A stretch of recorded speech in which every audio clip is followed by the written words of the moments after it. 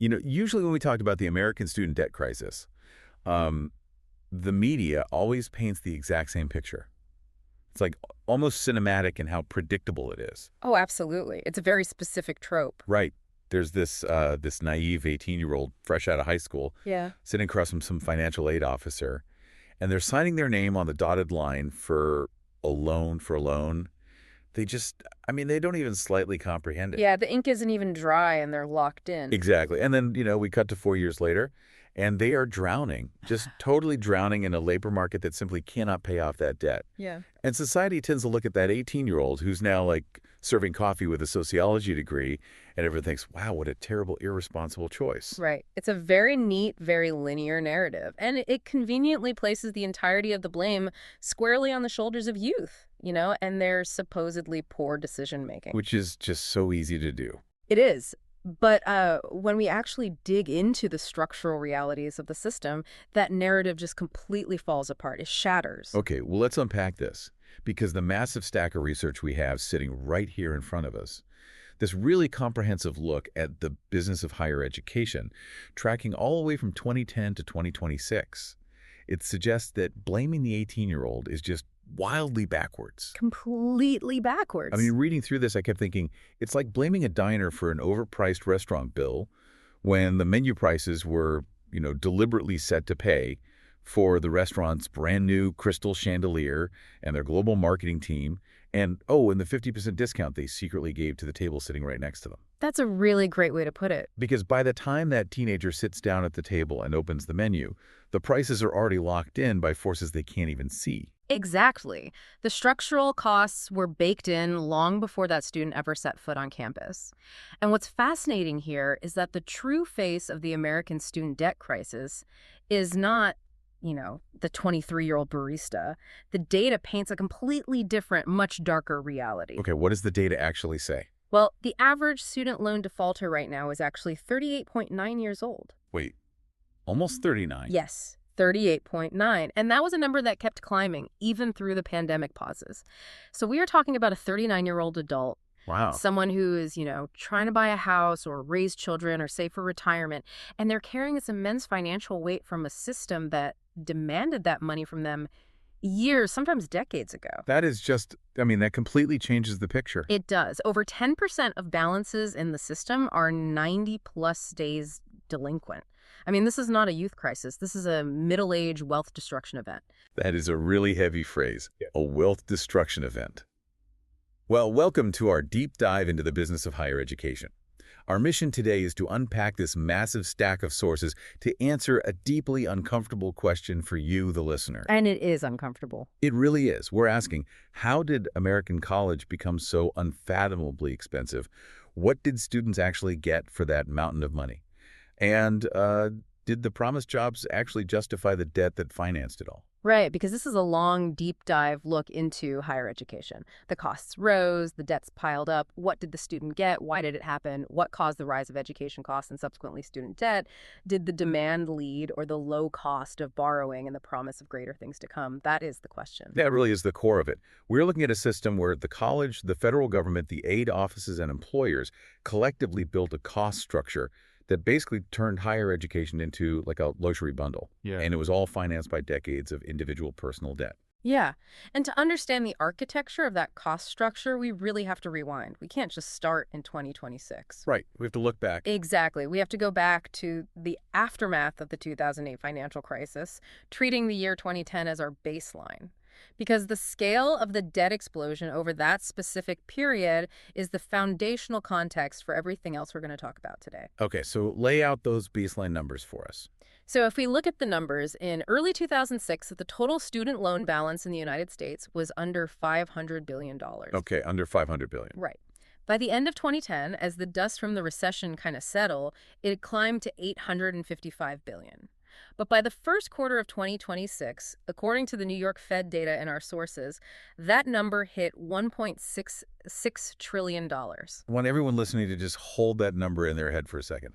$1.66 trillion. It's massive. It's a number so large it almost like loses its meaning, It's Yeah. higher than the GDP of several developed nations. But let's ground that reality. You mentioned we have to look specifically at 2010.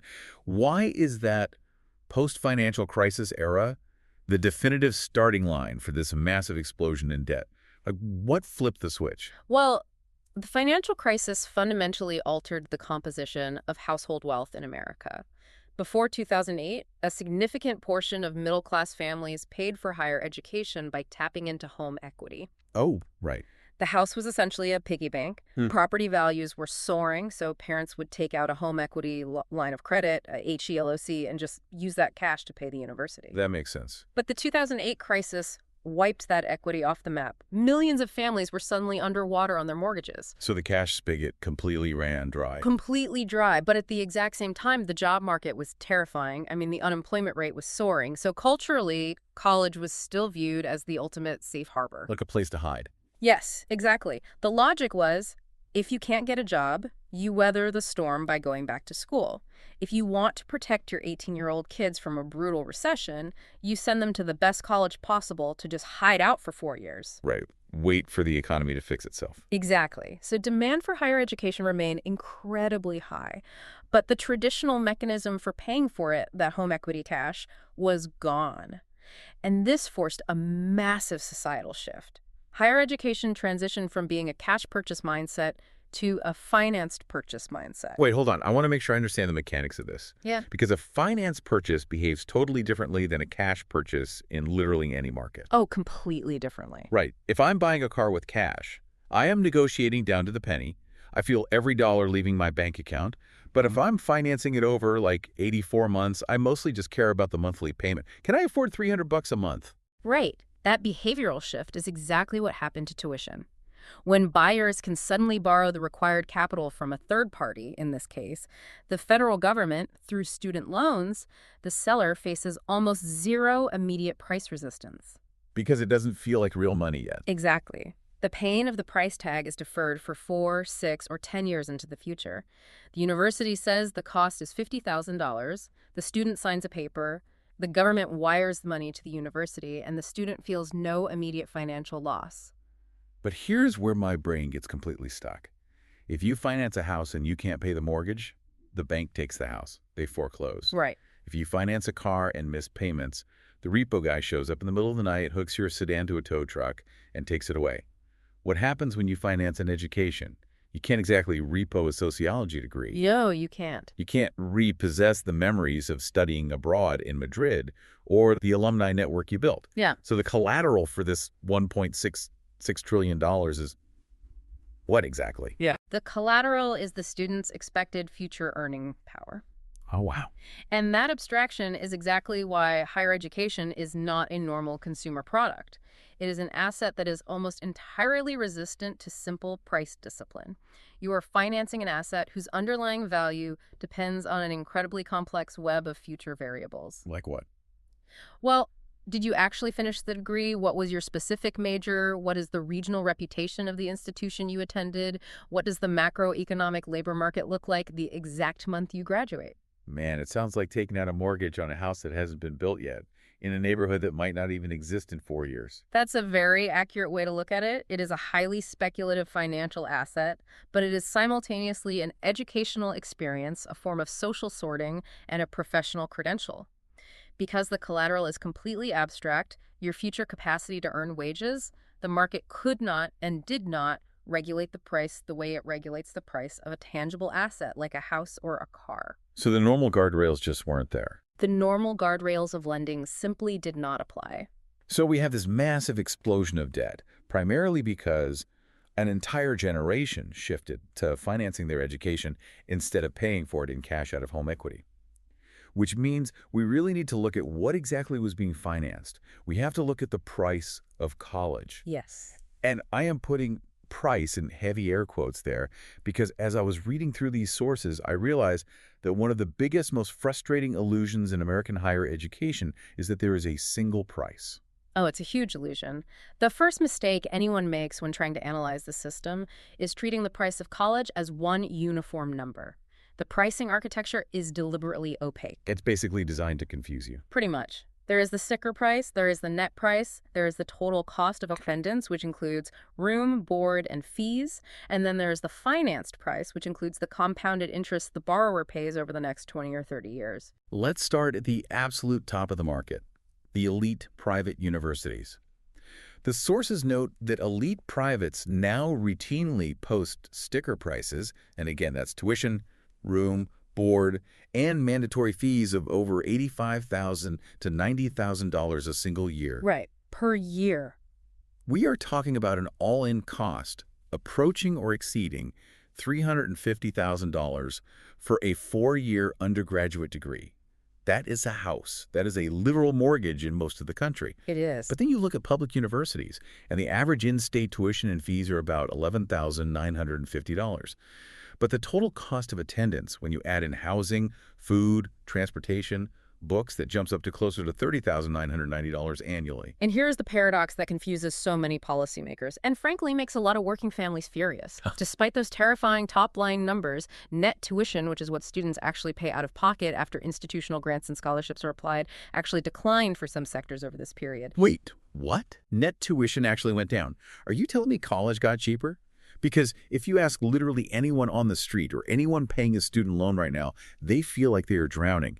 If the actual cost went down, why is the debt up to $1.66 trillion? But because tuition is only one specific part of the total cost of attendance.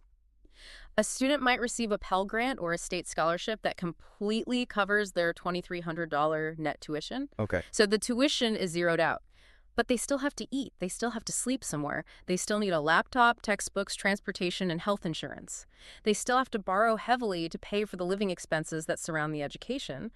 And on top of that, we have to examine the strategy of tuition discounting, which distorts the public perception of price entirely. I am so glad you brought this up because this was one of the most eye-opening parts of the research for me. Tuition discounting isn't just a school being charitable to poor students, right? Not at all. It sounds exactly like buying an airline ticket. Imagine you were on a flight.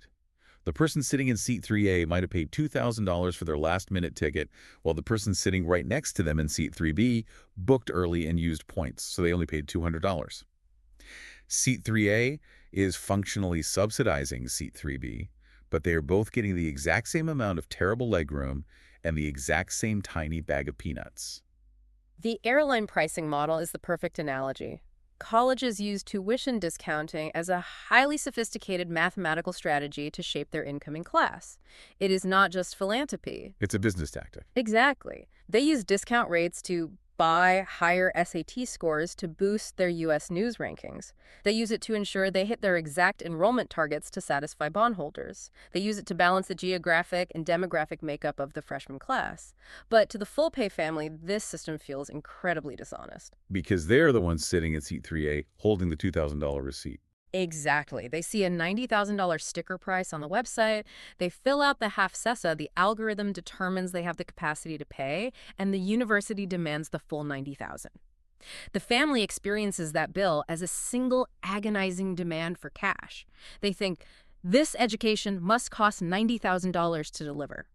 But it doesn't. No, the university doesn't view it that way at all. The university sees an ecosystem of pooled revenue.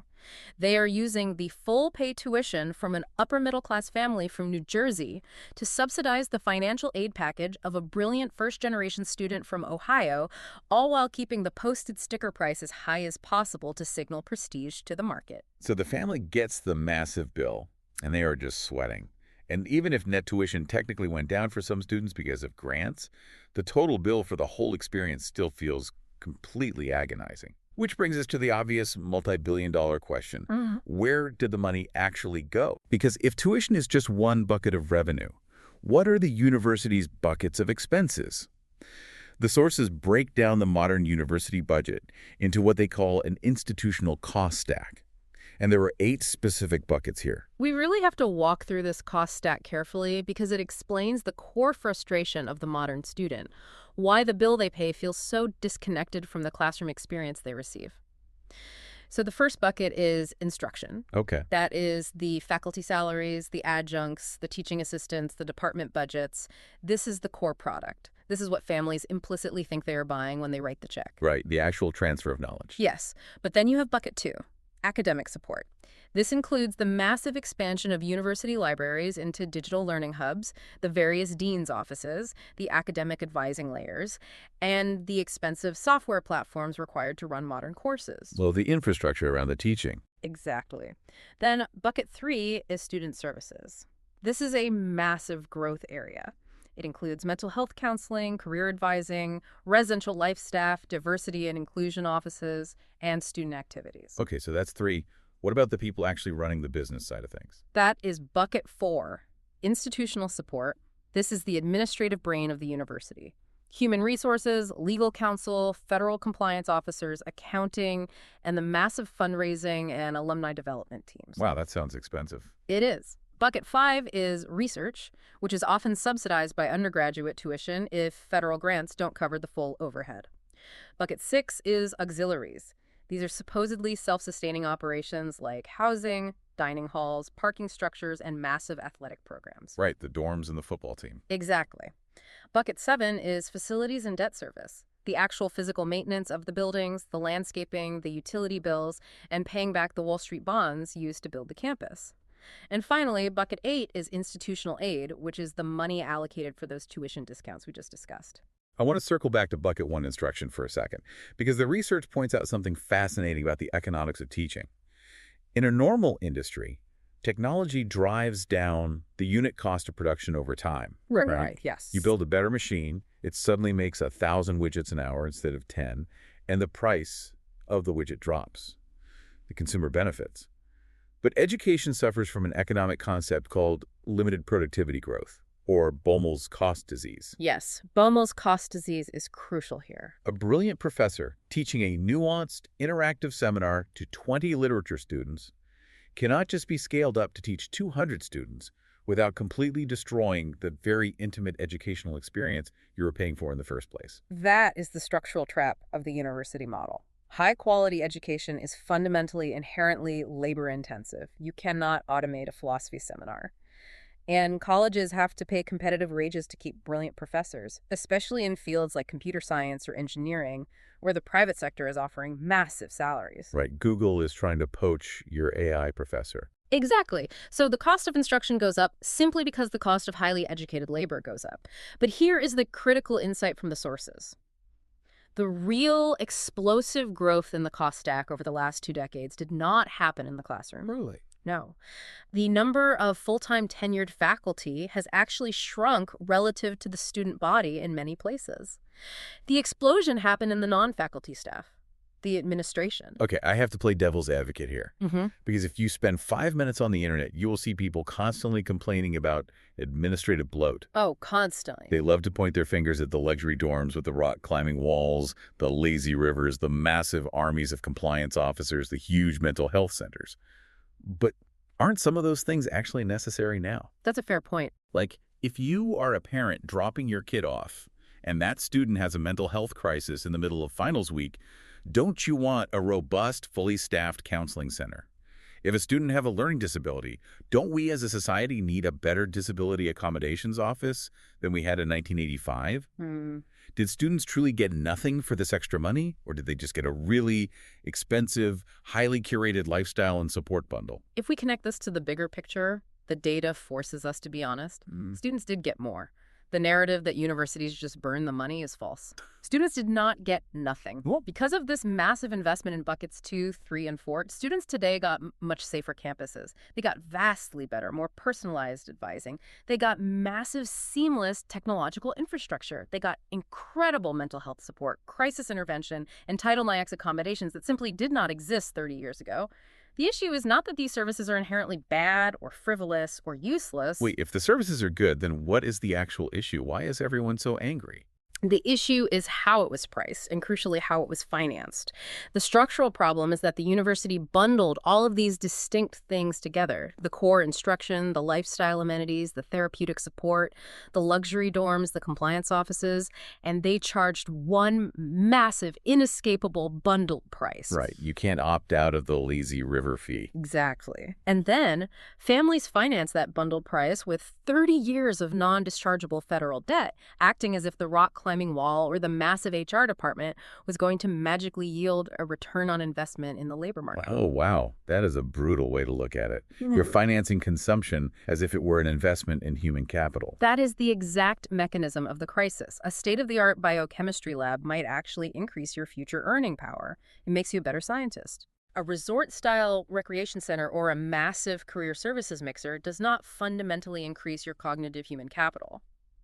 But the student loan you take out finances both of them equally.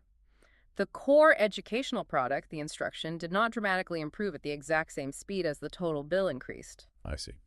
A better dining hall with artisanal sushi does not make the physics lecture any more accurate. But you are paying for the sushi with a 30-year loan that assumes the physics lecture is going to make you rich enough to pay it back.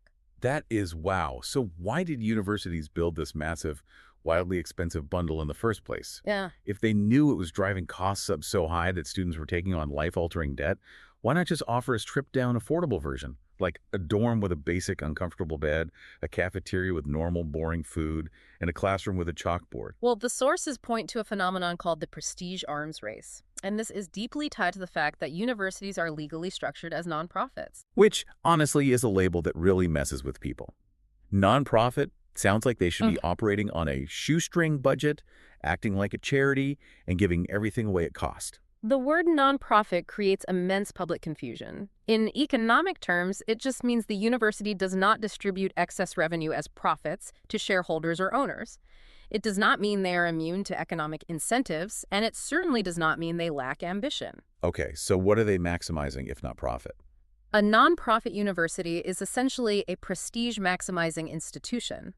Unlike a corporation that maximizes profit, a university maximizes its research scale, its selectivity, its ranking, its endowment size, and its institutional power. And in the highly competitive world of higher education, prestige demands aggressive spending. Because the market logic is totally inverted. In a normal market, if you lower your price, you get more customers. Like if a luxury fashion brand like Gucci suddenly drops the price of their bags to match the gap, they don't necessarily sell more bags to their target audience. They actually destroy their own brand equity. In higher education, if an elite selective school suddenly cuts its tuition in half, families don't think, wow, what a generous bargain. They think, wait, what's wrong with it? Did they lose their accreditation? Are the star professors leaving? Is the school going bankrupt? High price literally equals high status. The price itself is a signal of quality to the consumer. It's what economists call a Veblen good. And the sources cite the University of Chicago as a prime historical example of this dynamic playing out over decades. What happened? It is an incredibly prestigious world-class institution, but they realized that to compete globally for the absolute best students and faculty against places like Harvard or Stanford, they had to spend. Over the years, they deliberately expanded. They borrowed heavily in the bond markets to invest in their physical campus, building better dorms, stronger labs, and incredible facilities. And did it work? It worked brilliantly. They dramatically improved their undergraduate profile, their application numbers soared, and their selectivity skyrocketed. Their prestige was maximized. But doing that required taking on massive bet-funded campus investments, which eventually led to internal financial strain when the broader economic environment, specifically interest rates, changed. They spent heavily to achieve and maintain eminence. It sounds exactly like a corporate arms race. But instead of competing on price, they are competing on aesthetic and amenities. If the college down the street builds a state-of-the-art wellness center, a brand new data science lab with a glass atrium, and hires a celebrity architect for their library, you cannot just offer your prospective students a leaky, brutalist dorm from the 1970s and a dusty blackboard. You really can't. Even if the actual calculus equations being taught by the professors are exactly the same at both schools. When that 17-year-old takes the campus tour, the tour guides aren't showing them the syllabus. They are showing them the climbing wall. The campus tour sells the school before the education does. And because of that, the spending is highly defensive. Universities spend because the U.S. News rankings demand it, the bond rating agencies demand it, and most importantly, the applicants and their parents demand it. But here is the critical piece of the macroeconomic puzzle. How did they actually afford to build all of this over the last 15 years? Right. Where did the cash come from? The answer lies in the zero interest rate policy of the 2010s. For an entire decade after the financial crisis, money was incredibly cheap to borrow. Universities went to Wall Street and borrowed billions of dollars to build these facilities. They assumed that future enrollment would keep growing and that future tuition increases would easily pay the debt service on those construction bonds. But once the building is built, it is a fixed obligation. You can't just unbuild the wellness center if a pandemic hits, or if demographic shifts mean fewer 18-year-olds enroll. You still have to heat the massive glass atrium, you have to cool it, you have to insure it, and you have to pay the staff to clean it. Exactly. The campus looks spectacular, but the institutional balance sheet becomes completely rigid. The university has locked in massive fixed costs, and that rigid cost structure requires a constant, never-ending flow of tuition cash to maintain. Which brings us to the ultimate enabler of this entire system. The arms race required cash. The universities wanted to build. The families didn't have the cash because of the 2008 financial crisis. So who stepped in to bridge the gap? The federal government. Right, the debt machine. The sources we are reviewing make a very clear, very controversial point. Debt wasn't just a sad result of high tuition. Debt was the very engine that allowed tuition to keep rising in the first place. This is a crucial distinction in understanding the causality of the crisis. Yeah. We talked about 18-year-old undergraduate borrowers earlier, and it is important to note that there are actually strict federal limits on how much an 18-year-old dependent undergrad can borrow entirely in their own name. Oh, really? Yeah, the government doesn't just hand a high school senior a blank check for $80,000 a year. The limit is actually quite low. But the system was built with massive bypass valves. Specifically, the parent PLUS loans and the grad PLUS loans. Let's look at how those bypass valves actually function. Parent PLUS shifts the borrowing capacity entirely to the parents. So the kid hits their relatively low federal cap, say, what, $5,500 for the first year? Yep, around there. Okay, so they hit the cap, but the bill is still short by $40,000. The financial aid office just looks at the parents and says, don't worry, mom and dad can just take out a parent PLS loan to cover the rest. Exactly. And the grad PLS loans are even wilder. They effectively allow adult graduate students to borrow up to the full total cost of attendance. It is basically an unlimited borrowing ceiling. And think about what happens to the underlying economics of a market when the seller, the university, knows for a fact that the buyer can borrow an unlimited amount of money from a third party, the federal government. The natural price ceiling vanishes. If a family has to pay in cash out of their checking account, they stop buying when the account is empty. There is friction. If they can borrow limitlessly against their future earnings, the only limit is their psychological optimism about the future. This credit architecture shifted the immense financial risk of university expansion off of the university's balance sheet and onto older households, parents nearing retirement age, taking out PLUS loans, and adult graduate students. And then there's the psychological aspect of how we actually pay this debt back. The sources spend a lot of time talking about income-driven repayment plans, or IDR, and how they completely change the way borrowers view their debt. I really want to break this down because it fundamentally alters the math. Income-driven repayment was originally designed as a necessary safety net. The logic is sound. It ties your monthly loan payment to your discretionary income. Which makes sense. It does. So if you graduate and don't make a lot of money, your monthly payment is capped at a very low number, sometimes even $0. That is humane policy, and it provides real critical protection against default for vulnerable people. But psychologically and economically, over time, it changes the nature of the debt. Let's walk through a hypothetical so I can visualize this. Imagine an English major who graduates with $100,000 in debt. Maybe they went to an expensive private school, but they're working at a publishing house making $45,000 a year.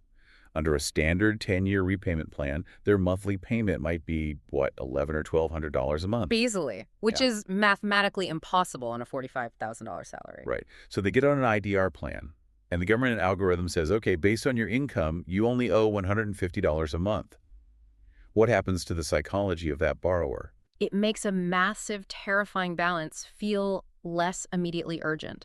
If you owe $100,000, but your payment is only $150, the interest on that loan is likely accruing faster than you are paying it down. Oh, so the balance is actually growing. Yes. You watch the principal balance actually grow every month. Psychologically, that debt stops feeling like a standard loan, like a car loan that you are actively amortizing, tracking, and paying off. It morphs into something else. It starts feeling like a long-term, inescapable surtax on your existence. The surtax. Yeah, you just accept that you will pay a 5 or 10% tax on your discretionary income to the federal government for the next 20 or 25 years, at which point the remaining balance is supposedly forgiven. So what does this all mean for the university setting the prices? Did college presidents and provosts sit in boardrooms, look at these federal loan limits and IDR plans, rub their hands together like comic book villains, and cynically jack up prices just because they knew the loans existed and the students wouldn't feel the immediate pain? It is rarely that cynical or conspiratorial. It is better understood as a permissive effect. The federal credit architecture simply made price escalation infinitely easier to sustain. Oh, so? Well, think about the internal politics of a university. A university president has a million internal demands for money. The chemistry faculty want better labs to win grants. The students are protesting for better dorms and a newer gym. The compliance office says they legally need 5 new Title IX investigators. The marketing department wants a bigger budget to attract out-of-state students. So everyone has their hand out. Exactly. When the federal loan spigot is wide open, the university administrators simply do not have to say no to those internal demands as often. They approve the budgets because they know the students can seamlessly finance the resulting tuition hike. It is a system of aligned incentives that continually, softly pushes the price upward year after year. Which perfectly transitions us to the absolute, undisputed peak of this unlimited borrowing ceiling. The massive boom in graduate credentials. Because if undergraduate degrees are wrapped up in this romantic, coming-of-age idea of finding yourself and learning how to think, graduate degrees are an entirely different beast. Oh, completely different. The sources say graduate degrees speak openly and aggressively in the language of financial return. It is a pure, unadulterated transaction. Pay us this exorbitant amount of money, and we will give you a massive ROI in the labor market. The graduate market is where the true nature of the higher education business model becomes incredibly direct and sometimes quite ruthless. Because graduate students, through the Grad PLE Less program we just mentioned, could borrow up to the absolute full cost of attendance with virtually no cap, universities realized they had discovered a massive, untapped revenue opportunity. So they just started churning out master's degrees. Exactly. Over the last decade, they launched, branded, and aggressively priced specialized master's programs aimed directly at working adults and anxious young professionals. It feels like they are monetizing anxiety. Here's exactly what it is. When the macroeconomic labor market feels insecure, like in the long hangover after the financial crisis, or during a wave of massive technological disruption, adults seek out credentials as a form of career insurance. They buy degrees to protect themselves from layoffs or to force a pivot. And universities were more than happy to manufacture and sell them that insurance. Let's look at the crown jewel of this system, the MBA, the Master of Business Administration. The sources note that top-tier MBA programs can now cost over $200,000 to $250,000 for a standard 2-year program. Which is astronomical. And that is just the sticker cost. The sources lay out that the true economic cost of a graduate degree is actually a 4-part math equation. It's tuition, plus living costs, plus the interest on the massive debt, plus, and this is the absolute killer that no one thinks about, foregone income. Foregone income is the hidden anchor that drags down so many young professionals. Let's do the math on this. If a 28-year-old professional decides they are plateauing and they leave a job making $90,000 a year to attend a full-time 2-year MBA program, that is $180,000 of lost wages. Just gone. Pure cash they did not earn. You add that $180,000 in lost wages to $160,000 tuition and living expense bill, and that 28-year-old is making a $340,000 economic decision. $340,000. That is staggering. If you are listening right now, maybe sitting in traffic, commuting to a job you hate, thinking about taking the GMAT to escape, you have to really process that number. You are digging a $340,000 hole before you even take your first accounting exam. And the magnitude of that hole means the degree has to do an incredible amount of heavy lifting in the labor market to justify itself. It has to launch that graduate into a significant, permanently higher paying trajectory just to break even on the opportunity cost and the decades of debt service. Right. If they graduate and immediately get a high-stress job at a top-tier management consulting firm like McKinsey making $200,000 a year, maybe the math works out over a decade. If they don't get that elite job, it is a financial disaster from which they may never recover. And we are seeing this exact cycle of anxiety monetization happen right now in real time with artificial intelligence. The sources mention that schools are rapidly launching online AI master's degrees. It reminds me of buying a bunker during a panic. You really have to ask yourself, If I enroll in this rushed, opportunistic program, am I actually getting durable, rigorous technical capability that employers will respect? Or am I just buying a very expensive security blanket with the letters AI stamped on the diploma? That is the exact critical question every prospective graduate student must ask themselves today. Because right now, the market is turning. The sources highlight a fascinating trend. Some business schools are actually heavily discounting their MBA programs and specialized master's degrees. Wait, putting them on sale. Yes, they are offering 30, 40, sometimes 50% tuition cuts just to get people in the door. Wait, but we just said universities never drop their prices because it destroys prestige. What does a 50% discount on an MBA tell you? It tells you that professional education has extreme inventory risk. A seat in a master's cohort is highly perishable. It is like an empty hotel room. If a business school doesn't fill that seat this fall, that revenue is gone forever. They cannot sell the 2024 seat in 2025. Oh, that makes sense. When applications soften because people are afraid to leave their current jobs in a weird economy, or because they are finally questioning the ROI of the degree schools panic, they have to behave like desperate retailers clearing out winter coats. They slash prices. Which proves definitively that the original $200,000 sticker price wasn't some immutable, scientifically calculated reflection of educational quality. It was simply a market price based on what they arrogantly thought people were willing to borrow. The sources outline a brutal 6-step investment test for anyone considering a graduate degree. I want to read this out slowly because I think everyone listening needs to internalize this before signing anything. This is very important. Step 1. What is the all-in cost, including foregone income? Step 2. How much actual debt will remain after any aid or scholarships? Step 3. What job does the program realistically lead to for the median student? Not the valedictorian they put on the brochure, the median student right in the middle of the pack. That median distinction is huge. Yeah. Step 4. How much incremental income does that job create compared to what you would make if you just kept working? Step 5. How many years of that incremental income will it realistically take to repay the cost? And step 6, the most terrifying and important one. What happens to your life if you land below the median outcome? Graduate debt is arguably the most dangerous debt in the entire American financial system because it involves adults who are running out of time. An 18-year-old who makes a terrible mistake choosing an expensive undergraduate college still has 40 working years to recover. All right, they can start over. But a 35-year-old who takes on $120,000 in debt for a specialized master's degree that ultimately fails to deliver a wage premium, does not have decades to recover, that new debt will actively, violently compete with their mortgage payments, their kids' daycare expenses, and their dwindling retirement window. So we arrive at the present moment. The pandemic payment pause is over, interest rates went way up, making borrowing more expensive, demographics are shifting, there is a recognized enrollment cliff, meaning there are literally fewer 18-year-old kids in the population because birth rates dropped during the 2008 recession. The bill has finally come due. We are entering what the sources call the reckoning. The reckoning. So I have to ask the ultimate question. Is it the whole system collapsing?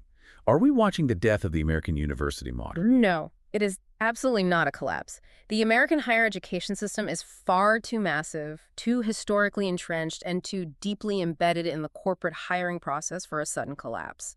What we are witnessing instead is a brutal, agonizing sorting process. Okay, a sorting process. Yes, the pressure points are squeezing the system from all sides. Demographics mean shrinking applicant pools for non-elite schools. High interest rates mean universities can no longer borrow cheap money to endlessly build new lazy rivers and wellness centers. And most importantly, there's a fundamental bipartisan loss of public trust in the institution of higher education itself. The political tightrope mentioned in the sources here is fascinating, and I want to spend a minute unpacking it. We are just reporting what the sources analyze here without taking a side, but it is clear the university system is taking heavy, sustained fire from both sides of the political aisle. Oh, from everywhere. The political left is criticizing the system for the crushing debt burdens it places on students, the exacerbation of economic inequality, the exploitation of adjunct professors, and the creation of a precarious, highly indebted labor force. Meanwhile, the political right is heavily criticizing the system for perceived ideological capture, the massive expansion of what they see as unnecessary bureaucracies, and a general hypocrisy of elite institutions preaching about equity while hoarding billions in endowments. It sounds like the system has managed to alienate almost every single demographic in the country simultaneously. How do schools survive this kind of intense dual-front crossfire? The crosswire is intense because both sides are reacting to real symptoms of the underlying financial model we've been discussing. But to answer how they survive, we have to pull back from the political rhetoric and look at the hard labor market data.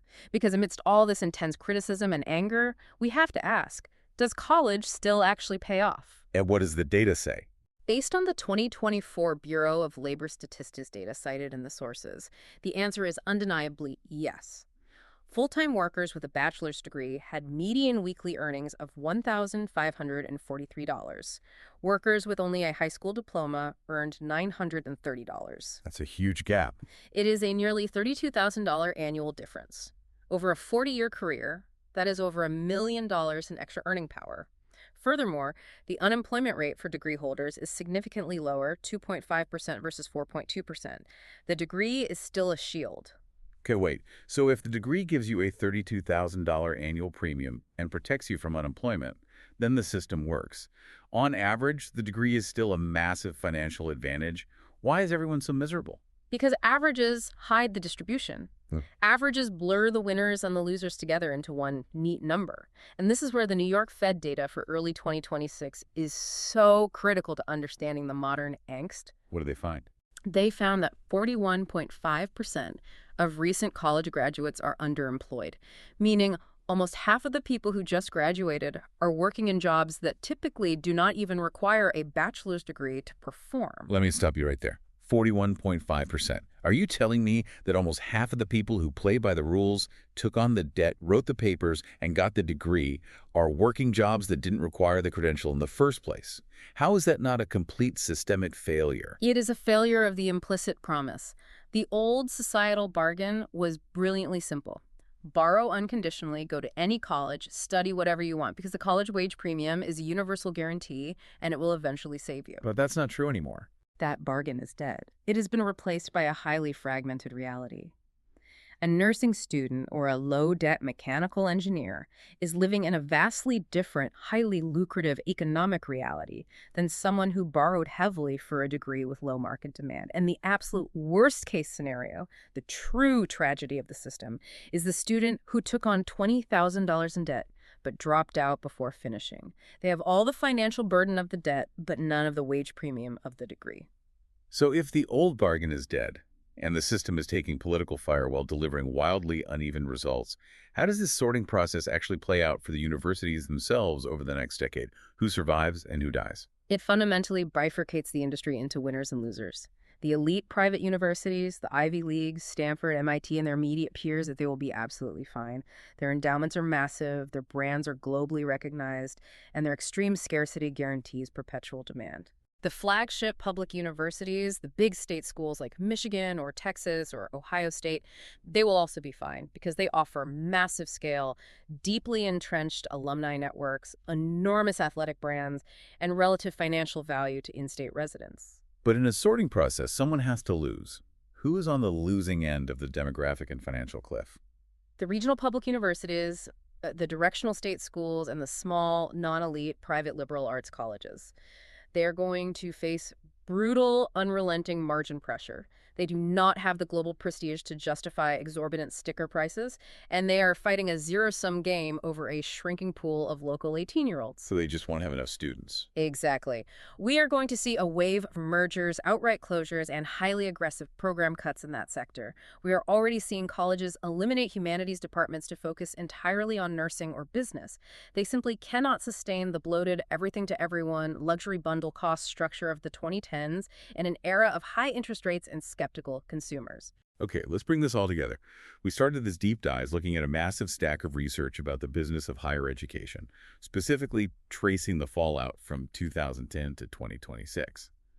What we found is that the American university did not become wildly expensive overnight because of one evil decision by a greedy cabal. Right, it wasn't a conspiracy. It happened through a decades-long interconnected loop of incentives. It was a loop of prestige competition, incredibly easy access to federal credit, massive debt-funded campus expansion to attract 18-year-olds, and a culture that explicitly told everyone that any degree, at any price, was a guaranteed ticket to the middle class. The student didn't get nothing for their money. They got a massive, comprehensive, highly supported lifestyle and educational bundle. But the tragedy is that they finance the consumption parts of that bundle. The climbing walls, the HR departments, the compliance offices, the luxury dining with non-dischargeable debt, treating it as if they were investing in pure human capital. And that leads to the most important closing thought based on all this research. The reckoning we are seeing today is not the death of college. It is the end of unquestioned, debt-fueled expansion. The future of higher education requires a painful, necessary unbundling. Unbundling. Yes, we have to separate actual, rigorous educational instruction from mere credentialing and prestige signaling.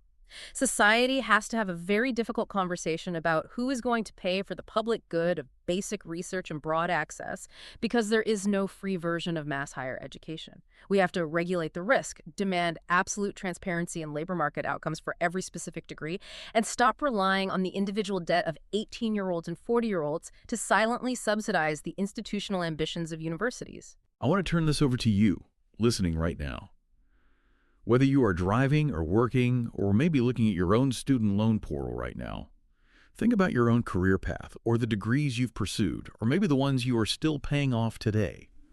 If you had to look back and explicitly unbundle what you paid for, if you had to forcefully separate the actual hard knowledge you gained in the classroom from the prestige of the institution's brand name and the lifestyle of the campus you lived on, what percentage of your tuition actually went toward building your intellect? And going forward, if you are looking at a career pivot, or if your kids are looking at schools, how will you value a credential versus an actual education? Are you consciously buying the crystal chandelier, or are you just trying to get a good meal? Thank you for joining us on this deep dive into the sources. Keep asking the hard questions.